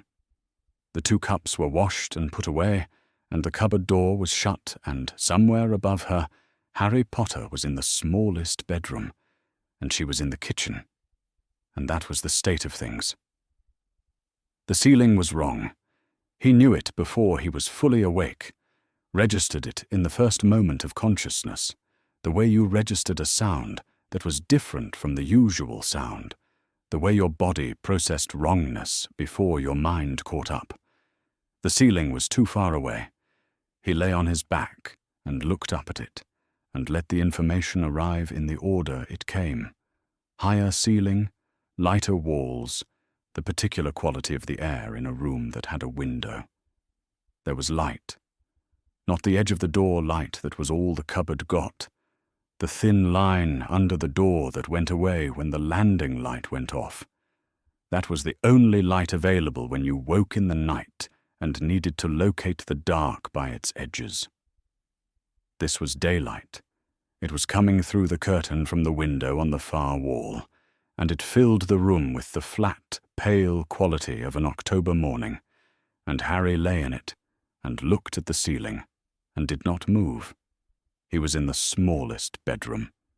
He had been here before, briefly and with purpose, to retrieve things the Dursleys kept stored here, pieces of sports equipment, boxes that needed moving. He had come in, taken the thing, and left. He had not looked at the room. He had not built a picture of it.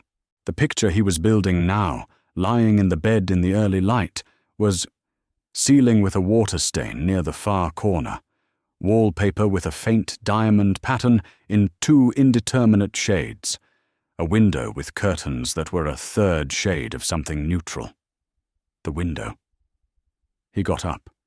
He had slept in his clothes because he hadn't known what else to do with himself the evening before, had come upstairs and stood in the doorway for a long time, and then sat on the edge of the bed, and then lain down with the intention of thinking about it, and woken up facing the ceiling. He crossed to the window and pulled the curtain back. The garden was below. The back garden. Petunia's beds, the vegetable patch, the lawn, the path running between them, all of it laid out below the window in the early morning. He had seen this garden every day of his life from ground level, from the kitchen door, from the side path, from the bottom where he knelt and weeded when he was told to. He had not seen it from above. It was the same garden, but from here the borders ran differently, and he could see the shape of the beds in a way he couldn't from the ground, and the lawn looked like a different thing when you could see all of it at once. The back fence sat against the neighbour's fence on the other side, 2 lines close together that he had never been able to see at once before. It was still Petunia's garden. It was still the garden he weeded in the summer. But the angle was different from up here. He stood at the window for a long time. A bird landed on the back fence and picked at something and left. The morning light moved on the lawn, the kind of October light that was bright for a moment, and then went somewhere else, and then came back, so that the garden kept changing and then returning to itself. Nobody else in the house was awake yet. Harry stood at the window and watched, and did not think about very much. Then he heard Dudley. Dudley was not a quiet person at any time, and he was least quiet when something had occurred that he considered unfair.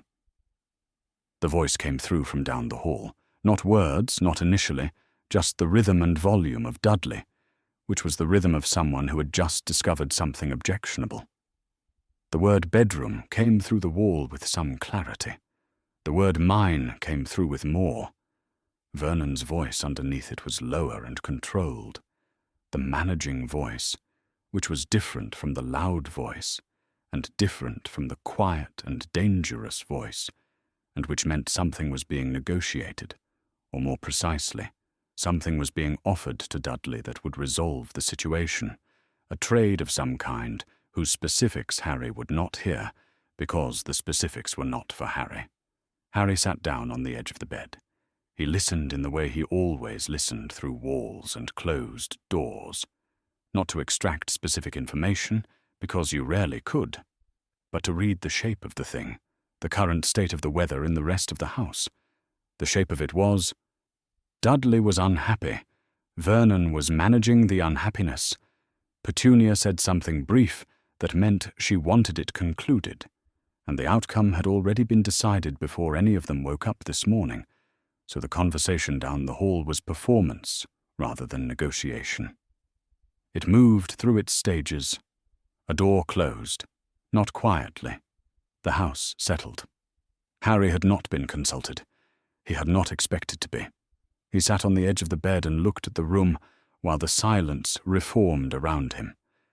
The wallpaper pattern was clearer now that the morning had come further in. 2 shades that might have been green or might have been brown, repeating in small diagonal diamonds.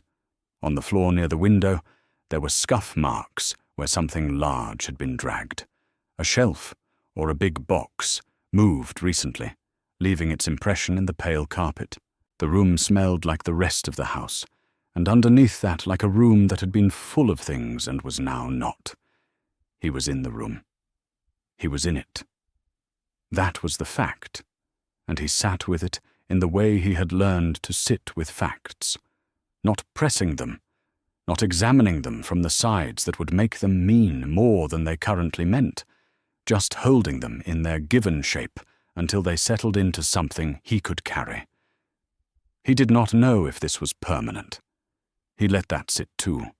He could not tell whether this was his room now, or whether it was a room he was in for the time being, and the difference between these 2 things was significant, and he did not have the information to determine which it was. In his experience, the practical thing to do when you didn't have information was not to fill the gap with assumptions, because assumptions had a way of becoming things you then had to unbecome, and that was worse than not having assumed. So he made the specific decision, the kind of decision you had to make with some deliberateness, or it defaulted to the wrong answer. Not to know yet. He was in the room. The room was real. He did not have to decide what the room meant. He would know what to do with it later, when he had more information. For now there was the window, and the ceiling that was the wrong height, but in the right direction, and the morning outside, and that was enough to be going on with. Breakfast was the usual arrangement. Harry ate what was given to him at the table by the counter, not the main table, and nobody addressed him directly, and Dudley sat at his usual place and ate with the energy of someone making their unhappiness visible through the act of eating, and Vernon read the newspaper with greater deliberateness than usual, which was his method of signaling that a subject was resolved and would not be revisited. Petunia moved at the stove. After breakfast, Vernon said that he and Dudley were going out. Petunia told Harry to go upstairs. He went upstairs. He sat on the bed and looked at the room. The clouds had closed over while he was at breakfast, and the light was even and flat now, the kind of light that didn't change much between morning and afternoon, and made it hard to say what time it was without looking at a clock. He looked at the walls. He looked at the window. He looked at the scuff marks on the floor, and the faint diamond pattern on the walls, and the curtains, which were the color of nothing in particular. He looked at his school bag where he had dropped it the night before, on the floor beside the bed. He picked up the bag and moved it to the wall. He put it under the window, not against the bed, where it had just been, which was a temporary position, but against the wall. He did not open it. He did not take anything out of it. He put the bag against the wall of the smallest bedroom and left it there, and sat back down on the edge of the bed and looked at where he had put it. The bag was against the wall of this room. Not in the cupboard. Against the wall of the room that was not the cupboard, under the window that looked out at the garden from above. He looked out the window. It was the same garden in the flat afternoon light, the beds and the lawn and the fence exactly where they had always been, in the order Petunia kept them, holding their positions in the grey October afternoon, the way they held them in every weather. Nothing about the garden was different. The bird was not on the fence. Everything was where it had always been. But the angle was different from up here. That was simply true, and it didn't require him to do anything with it. He looked at the garden from the window, and the angle was different, and the bag was against the wall, and he sat with those two facts in the quiet room for a long time. And that was all. June arrived with the particular quality it always had at the end of a school year, something loosening in the days, the work becoming lighter in feel if not in quantity, the classroom display board stripped down to bare wall in sections, ready for whoever came next.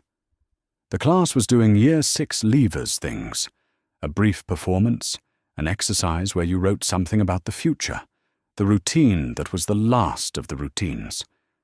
Underneath all of it was the specific atmosphere of ending that was different from the end of other terms, because this was a different kind of end. They were not coming back to this school. Harry sat at his desk and looked at the pale rectangles on the walls where the displays had been. He thought about September, which was not yet real enough to think about properly. Secondary school, probably.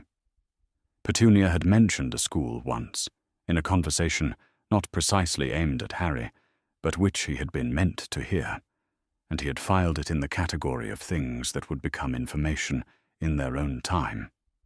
He was practiced at that category. It was a useful place to put things that he couldn't do anything about yet. Dudley was across the room at the table by the window with his group. He had been less focused on Harry recently, not different in kind, but with his attention elsewhere, aimed at other targets. Harry had found this useful. The assignment came around. A standard Year 6 worksheet. The kind with lines for responses, the kind where the first thing you wrote was your name and address at the top. Harry picked up his pencil. He wrote his name. He looked at the address line.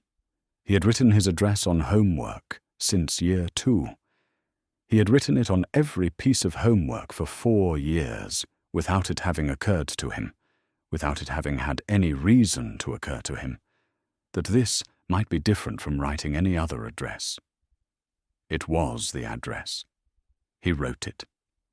The handwriting had changed across the years, gotten clearer and then more fluid, and then settled into what it was now. But the address had been the same. The cupboard under the stairs, 4 Privet Drive, Little Whinging, Surrey. He wrote, the smallest bedroom, 4 Privet Drive, Little Whinging, Surrey. He stopped. He read it back.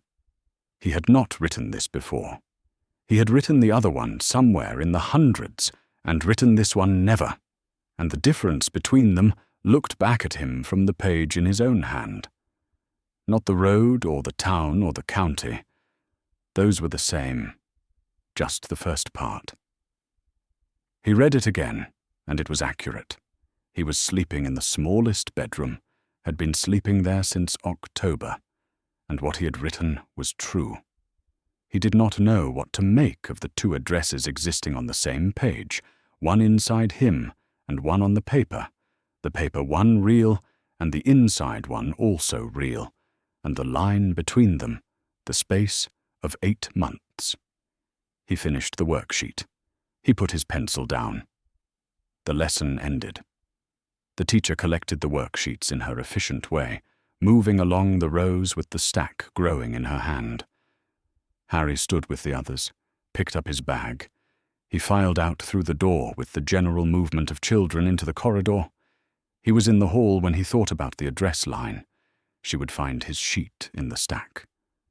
She would read the name and the address the way she read names and addresses, and she would read, "The smallest bedroom, 4 Privet Drive." She was the one who had read the other address in September. She had looked at the cupboard under the stairs and asked, in the tone of someone finding a spelling error, what a cupboard was. He had told her. She had said, "Thank you, Harry." He had gone back to his desk, and then things had happened in an order he had never fully been able to reconstruct, and he was now sleeping in the smallest bedroom. She would read the address. He would not see her face when she did. He walked down the corridor with the others and did not go back. The teacher worked through the stack at her desk when the room had cleared. She went through the worksheets in the methodical way she went through most things, not slowly, but with attention, because she had been reading what children wrote about themselves in small, standard ways for long enough to know it was worth paying attention to. Name, address, a line or two about secondary school. She had 30 sheets. She found Harry Potter's toward the middle of the stack. She read the name. She read the address line. She read it again. She looked up. The classroom was empty. The door was closed. The corridor beyond it was audible but not visible, the receding noise of children let out into their afternoon. She was alone in the room. She looked at the address on the sheet, the smallest bedroom, 4 Privet Drive, Little Whinging, Surrey. And what her face did in the following few seconds was in an empty room, and not witnessed and not available to be given to anyone, because the only person who could have received it had walked out of the door 3 minutes ago, and was already down the hall, and would not have looked back. She set the sheet on the pile. She put the pile in her bag. She had written a letter in September. She had made a referral. There had been a visit and a follow-up. She had not heard how it concluded. Not specifically, not in terms that constituted certainty. Only the ordinary absence of escalation, which was what the process returned to you when it had run its course without a clear outcome.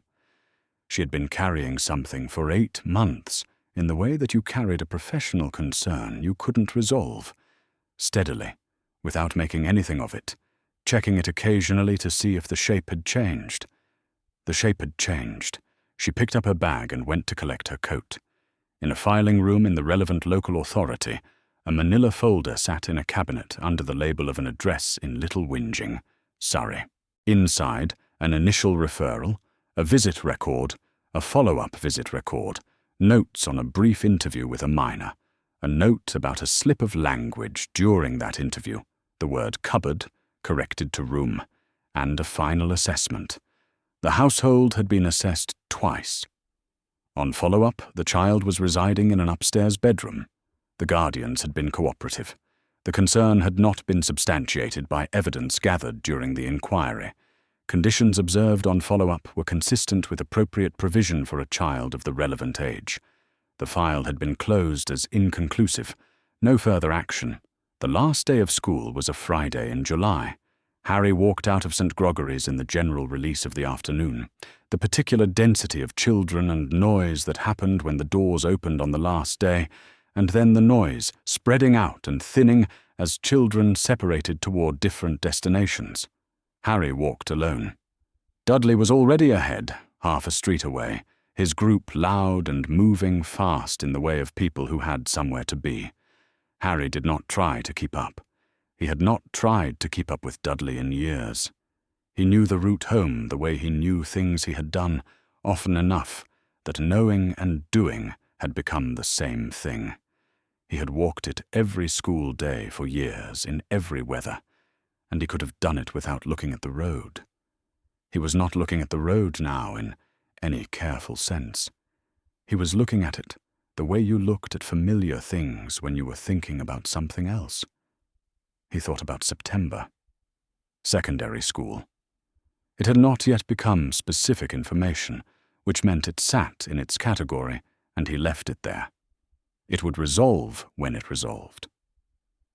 He thought about the smallest bedroom. He had been in it since October, long enough that he had stopped waking, disoriented by the ceiling that was higher than the cupboards, which had required some adjustment, long enough that the window in the morning was no longer a surprise, which was strange in its own way, because he had thought it might stay surprising for longer than it had. He still looked out of it every morning. But he looked out of it differently now, in the way you looked out of a window that was yours, which was a calmer way than the way you looked at something unexpected. He did not know who had made it happen. He had spent some time on the edges of the question over the months, looking at what he could see of the sequence, the social worker's visit, the shift in the house afterward that he had not been able to fully read, the 4 seconds of silence before Vernon turned around. He had not been able to complete the picture. There was a part of it that was missing, a step or a cause that he did not have access to, and he had concluded at some point that he was not going to get access to it, and that the thing to do with a question you couldn't complete was to set it down without forcing an answer. He knew that a teacher had read his address in September and asked what a cupboard was. He knew that a social worker had come and sat in the living room and asked him questions, and that he had said cupboard when he meant to say room and had corrected it immediately, and that she had written something. He knew that something had happened after that which he hadn't been part of and hadn't been told about, and that he was now in the smallest bedroom. He did not know who had done that. He just knew that it had happened. The walk was nearly done. He came to the corner, took the turn onto Privet Drive, walked the last 100 yards in the flat July afternoon. The gardens on either side were in their summer state, full and tidy, each one tended to its own standard. He let himself in through the front door with 2 hands on the latch. He went upstairs. He had a window. He thought about that, because it was the fact that had become ordinary, and was still, when he picked it up carefully and looked at it, not ordinary at all. He had a window, and he had not had one before, September, and he had not made it happen himself. But here it was, an established fact about his situation, and school was over, and it was summer, and he went and stood at the window, and the afternoon was on the other side of it, and Privet Drive sat in its orderly quiet below him, and the angle from up here was the same angle it had been in October and would be in September, and he looked out at it for a while before he went back downstairs.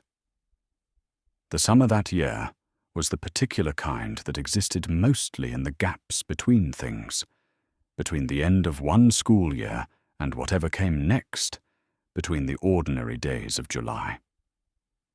Harry had been in the smallest bedroom for 9 months now, long enough that it had become his room in the practical sense, the way a room became yours when it held your things and you slept in it and came back to it. He had unpacked. Not all at once, and not in any deliberate moment he could point to. It had happened gradually over the months, things migrating from the bag to the shelf, the way things did when they stopped being temporary. His school things were on the shelf where Dudley's games used to be. His library books, from the school and from the one at the end of the road he had found in February, were stacked in order on the lower part. He had been careful not to take more space than he needed. That carefulness was half courtesy, and half the more practical business of not having anything to take away from him. The morning of the 24th of July was an ordinary morning.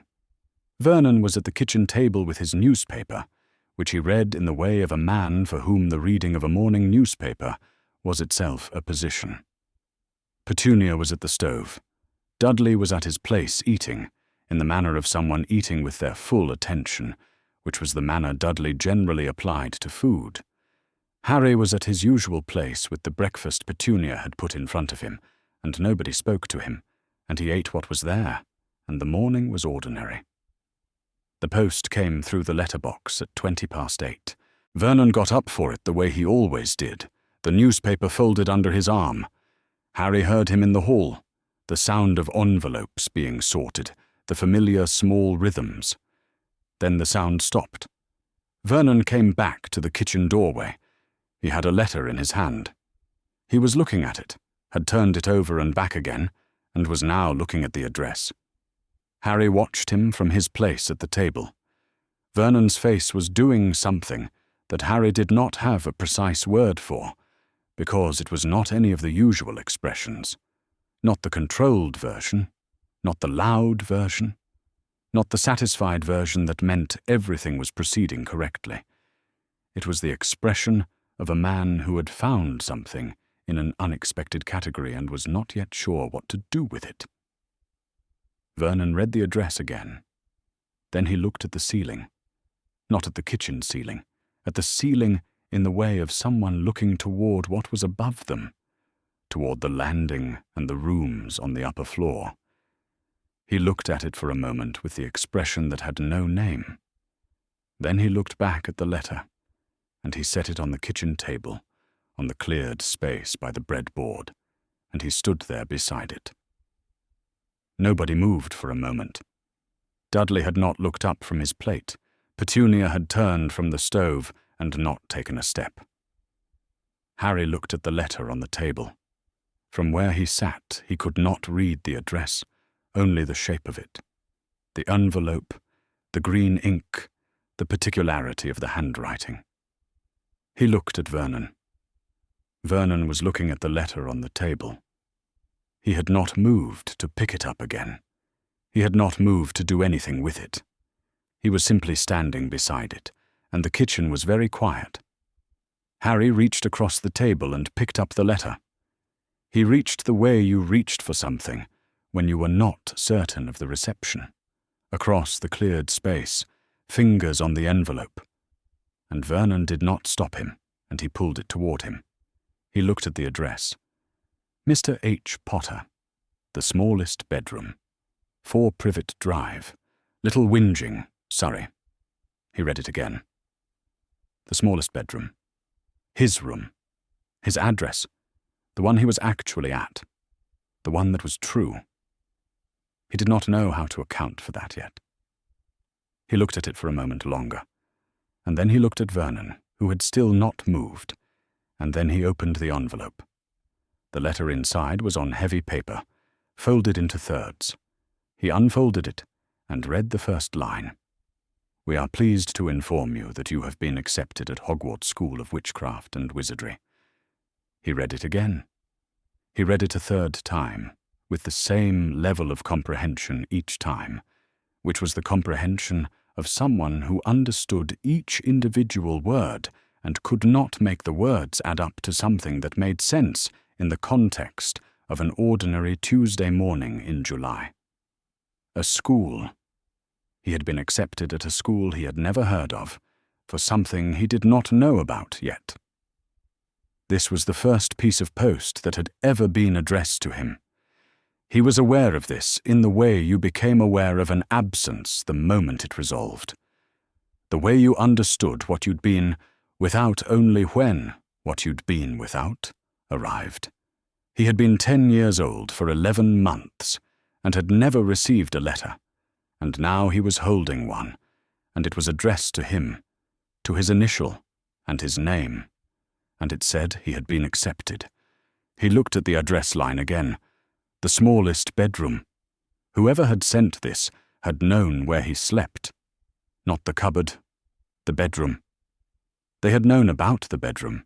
He did not know how they had known, or how long they had known, or what it meant that the address on the letter was the correct address, the true one, the room he was in, rather than the room he had been in before. Those were questions for later, because there was a great deal that was a question for later, and for now there was a letter in his hands addressed to him. He kept reading. The letter said things about term beginning on the 1st of September and required equipment, and there was an enclosed list for books on a separate sheet folded into the same thirds. He read these things carefully, because they were specific and concrete, which his mind could hold more easily than the larger and less concrete thing. Books, a cauldron, a wand.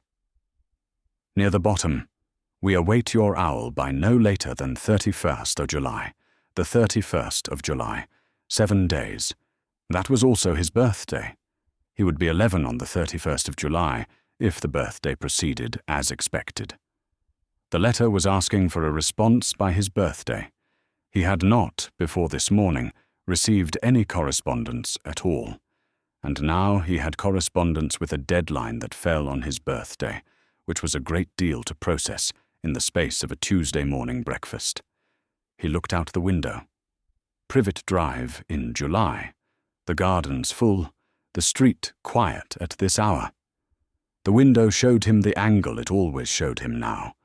From above, from the second floor, the view that was his view, that had been his view since October. The same street from the different height. On the fence, 2 houses down, a bird was sitting on a post looking at nothing in particular. Not an owl. Just a bird, a small ordinary bird in the ordinary morning light. He looked at it for a moment. Then he looked back at the letter in his hands, at the address, at the first line, at the date by which he was to respond, and he read it again from the beginning. He had a room with a window now. He had a room with a window because something had happened that he had never been able to fully reconstruct, a sequence he had pieces of but not all of, a set of causes he could see the edges of, but not the whole. A teacher had read something he wrote. A woman had come to the house. Something had happened after. He had gone upstairs. These were the pieces. Between them were the parts he did not have access to, the steps taken by people who hadn't told him they were taking them for reasons he didn't know. And now he was in the smallest bedroom, holding the first letter ever addressed to him, addressed to the smallest bedroom where he was, and the letter said he was accepted somewhere, and the address was right. He did not know how the address was right. He only knew that it was. He folded the letter carefully along its original lines and held it in his lap and looked out the window at the bird on the fence post, and the morning continued around him in its ordinary way, and the 31st of July was 7 days away, and he read the letter again from the beginning.